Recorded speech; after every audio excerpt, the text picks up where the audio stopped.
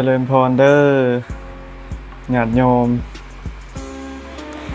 เมื่อนี้ไปอ่านปึ้มเห็นคำสุภาษิตคำหนึ่งเพิ่นได้ว่าไว้ว่า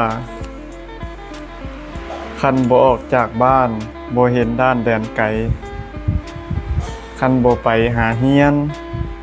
กับบ่มีความรู้คือดังกบตกสร้างทะเลหลวงบ่เคยทองเห็นแต่น้ำสางน้อย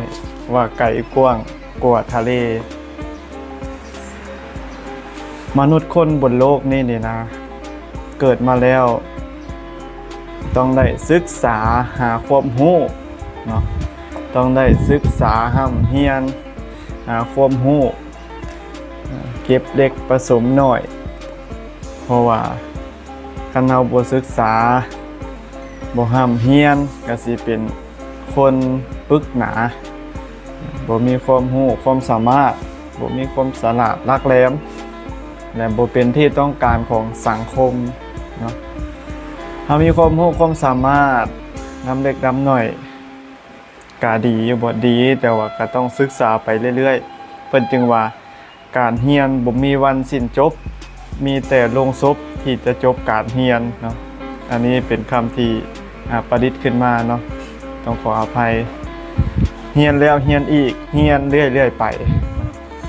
การเรียนนี่ต้องเรียนไปเรื่อยๆถ้าเฮาเรียนศึกษาเข้าใจเก่งแล้วในระดับขั้นประเทศก็ต้องได้ออกไปศึกษาอยู่ทางนอกต่างประเทศเพิ่นจึงว่าคันบ่ออกจากบ้านบ่เห็นด้านแดนไกลเฮาก็ต้องออกจากบ้านไปเบิ่งบ้านเมืองเพิ่นเป็นจังไดผู้ที่เพิ่นพัฒนาแล้วบ้านเมืองเพิ่นพัฒนาบ้านเมืองเพิ่นเจริญก้าวหน้าแล้วเราก็ต้องออกไปศึกษาเบิ่งไปห้ำเฮียนเพิ่นจึงว่าคันบ่ออกจากบ้านบ่เห็นด้านแดนไกลคันบ่ไปหาเฮียนก็บ่มีความรู้ก็ต้องออกไปหาเฮียนศึกษาเพราะว่าคนบ่มีความรู้นี่ย่อมบ่เป็นที่ต้องการของสังคมเนาะคือดังกบตกสร้างทางทะเลบ่เคยทองเห็นแต่น้ำสร้างน้อยว่าไกลกว้างกว่าทะเลถ้าเรามีความรู้ระดับส่ำนี้เราเลือกที่จะบ่เฮียน